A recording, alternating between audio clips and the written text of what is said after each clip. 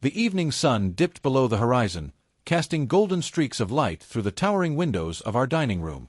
The soft notes of an instrumental piece played in the background.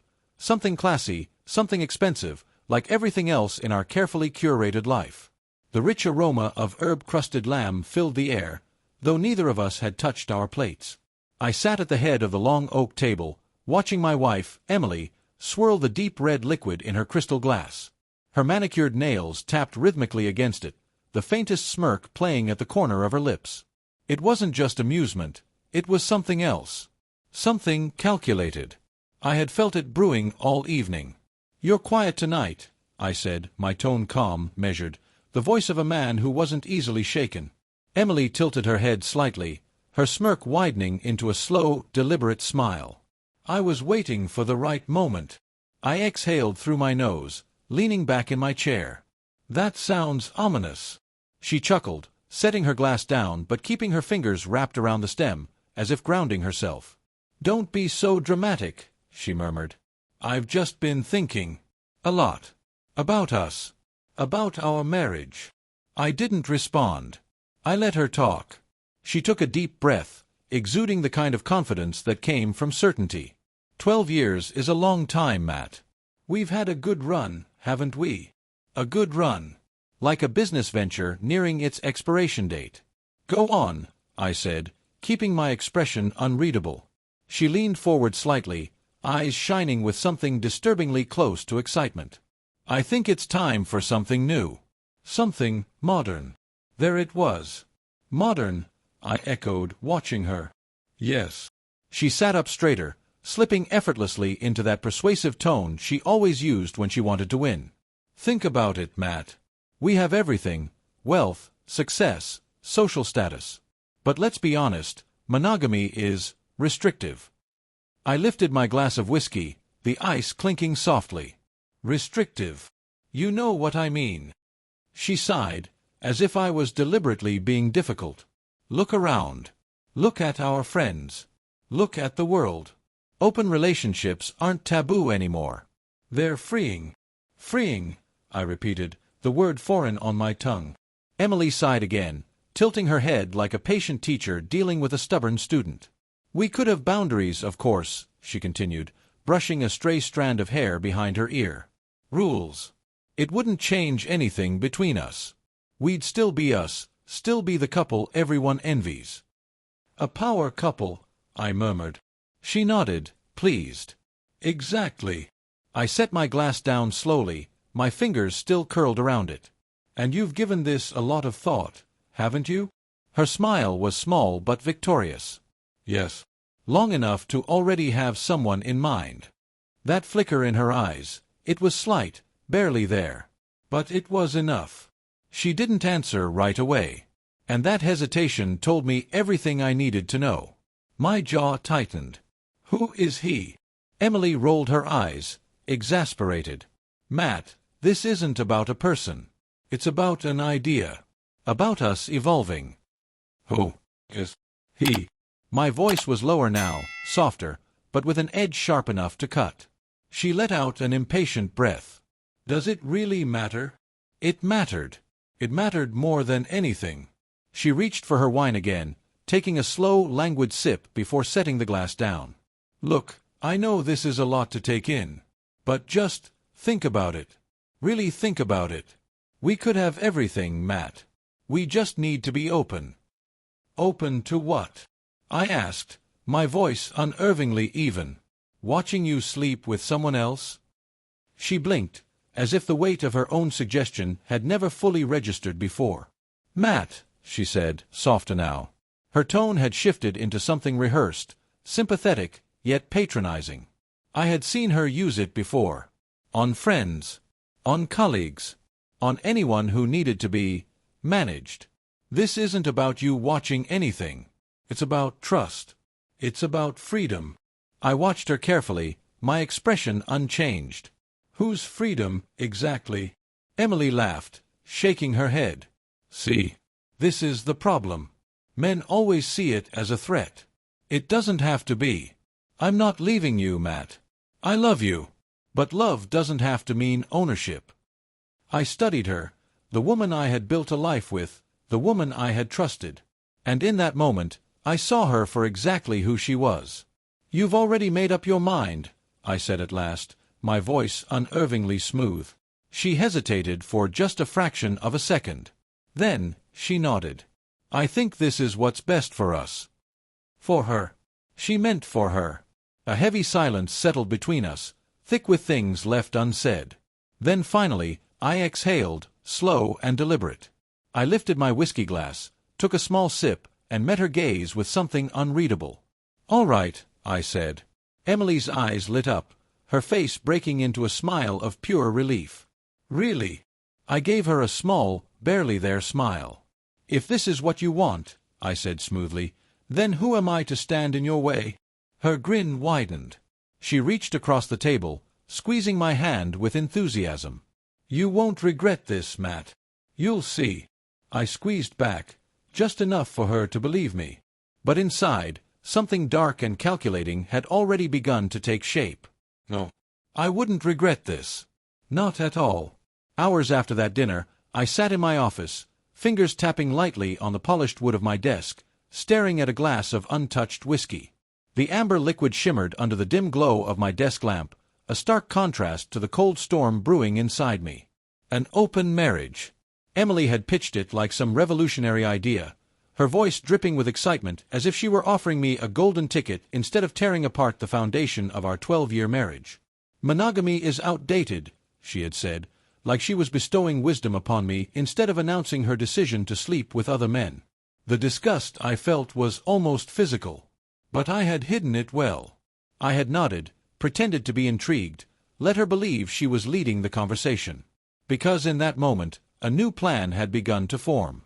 One that would make her regret every single word she had spoken. The next few days, I played my role to perfection. Emily had changed overnight. She was lighter, happier, as if she had been suffocating under the weight of our traditional marriage all this time.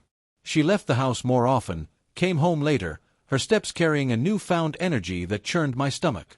Then came the invitation. "We're going to a gathering this weekend," she announced casually over breakfast, her voice tinged with anticipation. I took a slow sip of coffee, stirring it lazily. "A gathering?" "It's a private event," she explained, cutting into her toast with deliberate precision. "A group of couples, people who understand this lifestyle. They can help you adjust." She smiled. "You'll see, it's nothing like what people assume." I met her gaze and forced a small, intrigued smile. "Sounds interesting." Her lips curled upward, her eyes gleaming with victory. She thought she had won. Saturday evening, I drove us to the event, a modern multi-million-dollar mansion perched in the hills, a playground for the elite, a place where people shed their polished exteriors and indulged their most primal desires. Emily was radiant. She wore a golden dress that hugged every curve, a glow in her eyes that I hadn't seen in years. I watched her steal glances at me as if testing my reaction. I remained perfectly neutral. Inside, the house was a masterpiece of excess. Tall ceilings, velvet curtains swaying in the evening breeze, the air heavy with expensive cologne and whispered promises. Crystal glasses clinked, laughter hummed beneath the music, and people moved with the confidence of those who had long abandoned traditional morality. Then I saw him. Jason Carter. Tanned, fit, and reeking of arrogance. The kind of man who had never faced real consequences in his life. He was laughing, surrounded by admirers, his presence effortless. He barely acknowledged me at first. Why would he? To him, I was just another oblivious husband, another fool being educated into this new enlightened way of thinking. Emily beamed when she saw him. Her fingers brushed his arm, just a light touch, one I wasn't supposed to notice. "Oh, Jason, you have to meet my husband," she purred, turning to me as if this introduction was the most natural thing in the world. Jason smirked as he extended a hand. "So, you're the guy." I shook his hand, firm, steady, looking him straight in the eye. "That's me." Jason's smirk widened. "Must be quite the adjustment, huh?" I chuckled. "Oh, you have no idea." Throughout the evening, I watched. Emily thrived in this environment. She moved through the room with newfound confidence, introducing me to couple after couple, all of them eager to welcome me into their enlightened world. The men gave me pitying looks, the women curious smiles, all assuming I was just another husband being reprogrammed. Jason, however, barely hid his amusement. He thought he had won. It was almost too easy. As the night deepened, the atmosphere became bolder, drinks flowed freely, laughter turned richer, conversations became whispers in the dark. Jason, emboldened by alcohol and his assumed victory, leaned close to Emily, murmuring something into her ear. She laughed softly, her gaze flickering toward me, testing me, daring me to react. I simply smiled. Took another sip of my drink. Jason took another as well. His last mistake of the night. A subtle, effortless movement. A simple addition to his cocktail. Unnoticed in the dim lighting. Unseen by Emily's distracted gaze. A little insurance policy. Jason had no idea what was coming. And neither did Emily.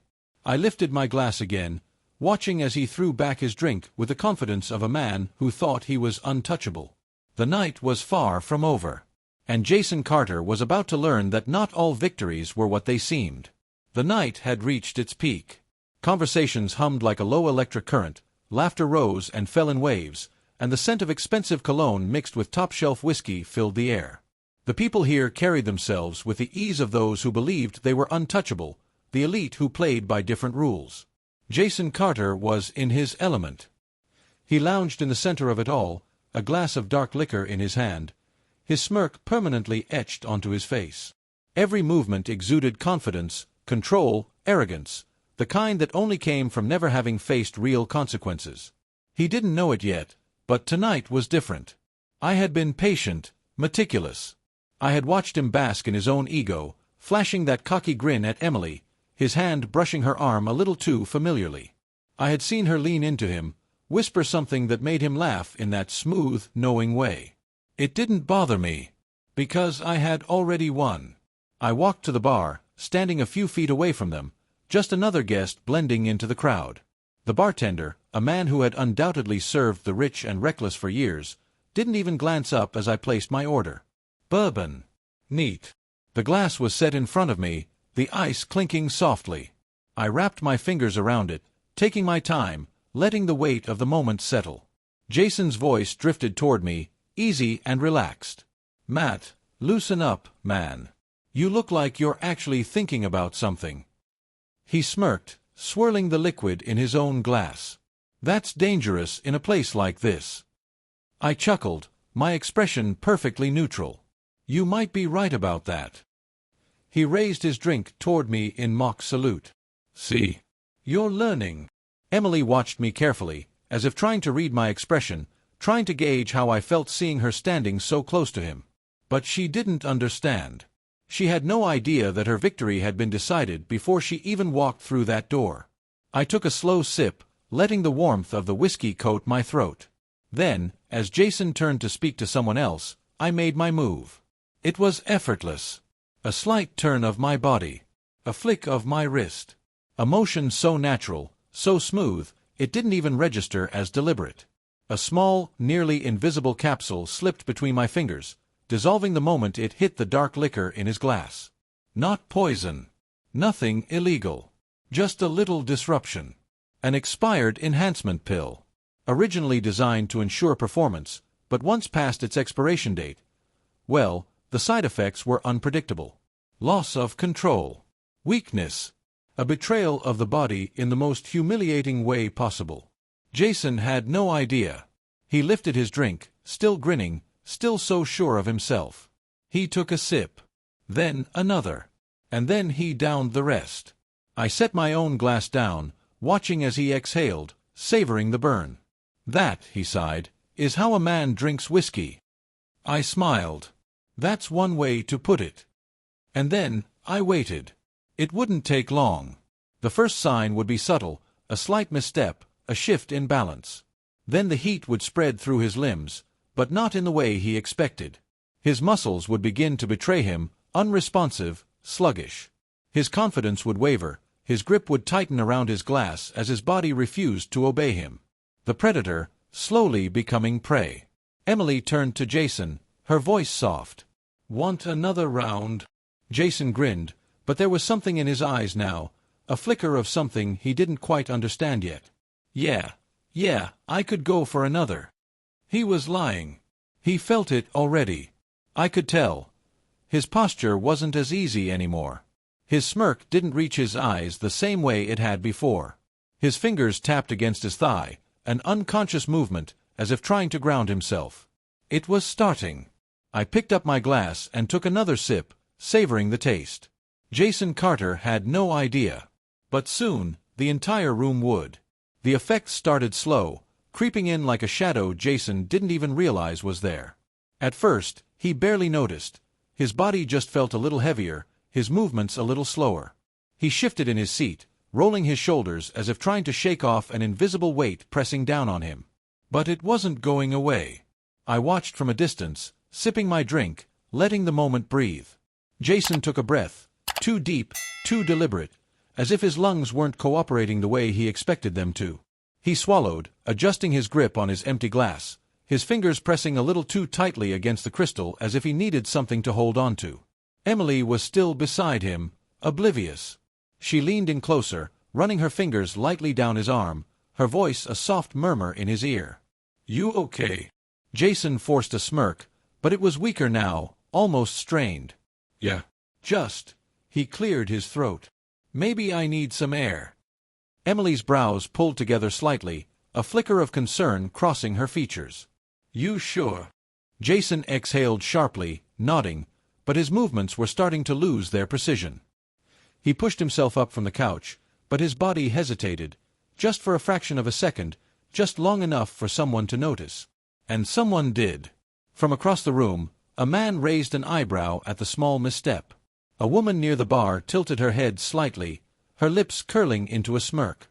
Jason Carter, the man who always carried himself with unwavering confidence, the one who never showed weakness, had faltered. He blinked rapidly, rubbing a hand down his face. His breathing was off, too controlled, too intentional, like he was trying to keep something in check. Then he tried to take a step forward. And that's when it really hit him. A stumble, slight but undeniable. His body lagged behind his brain, like his limbs weren't getting the message fast enough. His hand shot out instinctively, gripping the back of a chair to steady himself. A chuckle floated through the air, not loud, not obvious, but it was enough. Jason heard it. I saw the flicker of panic in his eyes. He clenched his jaw, straightened his shoulders, forced a smirk like he was in on some inside joke. But the cracks were showing. His fingers flexed against the chair, his grip a little too tight. Emily stood up beside him now, openly studying him. "Jason, seriously, what's wrong?" That question hung in the air, loud enough for people nearby to hear. More heads turned. Jason felt it. The shift. The slow but inevitable loss of control. He tried to move, to walk it off, to fix whatever was happening to him, but his body betrayed him again. His steps were uneven, his balance just a fraction off, his movements just unnatural enough to be noticed. And then, the real humiliation began. His legs locked up for a split second, just enough for his next step to go wrong. He stumbled forward, catching himself against the nearest table with a loud, clumsy thud. The laughter was instant. This time, there was no mistaking it. Jason Carter, the king of control, the man who never faltered, had just publicly stumbled like a drunken idiot in a room full of people who worshipped power and confidence. His face twisted, his breathing now erratic. He knew. He knew how this looked. He tried to recover, straightening too quickly, but his body wasn't done betraying him. His hand missed when he tried to reach for his glass, knocking it over instead. The sound of shattering crystal cut through the air like a gunshot. The whispers spread like wildfire. Someone pulled out a phone. A flash of a camera. Emily's eyes widened. She took a step back, like he was contagious. Jason saw it. He saw the way people were looking at him now, not with admiration, not with respect, but with something else entirely. Mockery. Pity. Disgust. He opened his mouth, maybe to explain, maybe to make some arrogant joke to deflect, but nothing came out. For the first time in his life, Jason Carter had no words. And the room devoured him for it. I leaned back against the bar, a slow smirk curling at the edges of my lips. Jason finally turned to Emily, his eyes wild, pleading. But she took another step back. And then another. Her expression shifted, not just concern anymore, but something else. Something colder. Realization. She had bet on the wrong man. And she knew it. Jason stumbled again, his face pale now, sweat gathering at his temples. The laughter in the room was open now, cruel and unchecked. He had become the spectacle. And he knew it was over. Phones were recording. Whispers turned into full conversations. The social elite, the people he used to charm and impress, were watching him collapse under the weight of his own ego. Emily wouldn't recover from this either. Her perfect Jason, her bold, untouchable lover, had been reduced to nothing in a matter of minutes. And standing there, watching it all unfold, I lifted my drink to my lips, took a slow sip, and let the night finish what I had started. The night was no longer about indulgence. It had turned into something else entirely, a feeding frenzy. Jason Carter, once the embodiment of confidence and control, was crumbling in front of everyone, and the people in this room lived for moments like this. The rich and powerful weren't just here for pleasure. They were here for status, for dominance, for control. And watching someone fall, especially someone like Jason, was more satisfying than any glass of aged whiskey or whispered proposition in the dark. The murmurs had evolved into outright mockery. The same men who had once shaken his hand with admiration now whispered behind their glasses. The women who had once lingered too long in his presence now laughed behind perfectly manicured fingers. And Emily, his greatest admirer, his biggest advocate, was frozen in place, her entire image of Jason shattering before her eyes. She had fought for this. She had convinced herself that he was the upgrade, that Jason Carter was the man she should have been with all along. That he was better than me. But now, she was watching him fall apart in real time. Jason's breathing was uneven, his pupils blown wide, his jaw clenched so tight I could see the muscles twitching. He was trying, desperately trying, to regain control. But his body wasn't listening. He took another shaky step, but his legs betrayed him. His foot caught on the edge of a sleek black marble step, and before he could correct himself, his body pitched forward. This time, there was no catching himself. The room gasped as Jason Carter, the man who prided himself on his strength, landed hard on his hands and knees. A moment of silence stretched across the room. And then, the laughter exploded. Unrestrained. Merciless. Emily gasped, her hands flying to her mouth. Jason's face was burning red, his fists clenched against the cool floor, his breathing erratic. He knew what had just happened. He had lost. Not just his composure. Not just his balance. He had lost everything. His reputation. His presence. His power. Because in this world, perception was everything. And tonight, Jason Carter was no longer seen as a man of strength. He was seen as a joke. I let the scene settle before making my move. Setting my glass down with a quiet clink, I stepped forward, deliberately slow, letting my footsteps announce my presence before I even reached him. Jason's eyes snapped up, wild, desperate, looking for an ally. He didn't find one. I crouched down slightly, keeping my voice low, steady, lethal. Rough night. Jason's nostrils flared, his fingers digging into the polished floor beneath him. "Screw you," he hissed under his breath. I chuckled, shaking my head. "You know, it's funny. You talk a lot about strength, about power. But look at you now." I leaned in just enough for only him to hear my next words. "Tell me, Jason, how does it feel to be the prey for once?" His breath hitched, his pupils dilating even further as realization settled in. I knew exactly what had happened to him. I knew because I was the one who made it happen. He tried to force himself upright, but his body was still unsteady. His humiliation wasn't over yet. I stood, straightened my jacket, and glanced at Emily. She was still staring at Jason, her expression a tangled mess of shock and something dangerously close to revulsion. She wasn't stepping in to help him. She wasn't rushing to his side. She was embarrassed. And that was the final nail in Jason Carter's coffin. I turned away, leaving him there, on his knees, drowning in his own failure, while the world he had built around himself burned to the ground. Emily wouldn't recover from this either. She had gambled everything on Jason, thinking she was trading up, thinking she had found someone better than me. But now, as I walked away, I knew she had lost just as much as he had. Maybe even more. And that was what made this victory even sweeter. The sun was already rising by the time I walked through the door of our house, its soft golden light spilling through the windows, touching everything Emily and I had built together. A house that once felt like a home. No. It was just a stage, the final scene of a play she thought she was directing. I poured myself a glass of water, letting the silence settle around me. No music, no laughter, no whispered conversations.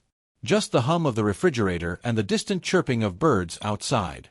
The night was over. For Jason. For Emily. For us. I knew she would come. It was only a matter of time. And sure enough, just as I set my glass down, I heard it, the hesitant knock at the front door. I didn't answer right away. I let her wait. Let her feel the weight of what she had done. Then, with deliberate slowness, I walked to the door, pulled it open, and there she was. Emily. Or at least, what was left of her. She wasn't the woman from last night, the one who had walked into that mansion glowing, who had looked at Jason like he was her golden ticket to a new life. No, that woman had died sometime between the moment Jason collapsed and the moment she realized she had lost everything. This version of Emily. She looked wrecked. Her hair was pulled into a messy bun, stray strands falling loose around her pale face. She was still wearing last night's dress, but it hung differently now, like a costume she no longer fit. Her eyes were red-rimmed, mascara smudged at the edges. She had been crying. Good. She opened her mouth, but no words came out at first. I leaned against the doorframe, watching her. Waiting. Finally, she whispered, "Matt." Just my name. Nothing else. I said nothing. Her lips trembled. Can I come in?" I tilted my head slightly, studying her. "Why?" She swallowed hard, clearly not expecting that response. I just want to talk." I arched an eyebrow. "About what?" She blinked rapidly, trying to hold herself together. "About us. About last night. About everything." A bitter chuckle escaped me. "Everything?" I echoed. "Emily, everything already happened. There's nothing left to talk about." Her breathing hitched, and she reached for my arm, a desperate, trembling movement. "Please, Matt," she whispered. "I was wrong. I was so wrong." I let her touch linger for just a second before stepping back. Just enough for her to feel the distance between us. "Wrong about what?" I asked, my voice calm. She let out a shaky breath. "About Jason. About this whole open marriage idea. I didn't think it would. I didn't know it would turn out like this." I watched her carefully. "You didn't know?" She shook her head quickly, tears brimming in her eyes. I thought it would be good for us. I thought I wanted this." She pressed a hand against her forehead. "But I didn't. Not really. It was stupid. It was selfish. And I hurt you. I know I did." I didn't move. Didn't speak. Just let her unravel in front of me. Her voice cracked. "I love you, Matt." I almost laughed. Almost. Love. She had thrown that word around so easily, like it was currency, like it could buy her way out of this. She didn't love me. Not the way I had loved her. She had loved the comfort, the stability, the power we held together. And the moment she thought she could do better, she had tossed it all away like it meant nothing. I reached into my pocket and pulled out the envelope I had been holding on to all night. Emily frowned slightly as I extended it toward her. Slowly, hesitantly, she took it. Then, realization flickered in her eyes. Her breath hitched. Her fingers trembled as she opened it and pulled out the divorce papers. She stared at them like they weren't real. Like this was some kind of nightmare she could wake up from. Her lips parted, but no words came. I stepped closer, my voice quiet but sharp enough to cut through the last remnants of whatever illusion she was still clinging to. "You wanted freedom," I murmured. "You got it." She shook her head quickly, her entire body trembling now. "No. No, Matt, please. This isn't. I don't want this." I tilted my head slightly. "You wanted excitement. You got that too." Tears slipped down her cheeks now. She clutched the papers to her chest like they were burning her hands. I made a mistake. For the first time, my voice hardened. No, Emily. You made a choice. Silence stretched between us, thick and suffocating. Then, finally, I exhaled slowly. Measured. Controlled. Unshaken. You wanted to rewrite the rules of our marriage, I said softly. I leaned in, just enough for her to feel the finality of my next words. Congratulations, Emily. You just erased it entirely. She let out a choked sob, shaking her head over and over again, like she could undo everything if she just denied it hard enough. But she couldn't. It was done. I stepped back, leaving her there, standing in the doorway of the life she had thrown away. And then, without another word, I closed the door. A soft click echoed through the silence. And just like that, it was over. Thank you for visiting my YouTube channel. Your support, likes, and comments truly inspire me to create even more engaging content. If you enjoyed this video, don't forget to subscribe and hit the notification bell so you never miss an update. You're a part of this amazing community, and I'm thrilled to share my stories with you. See you in the next video on YouTube.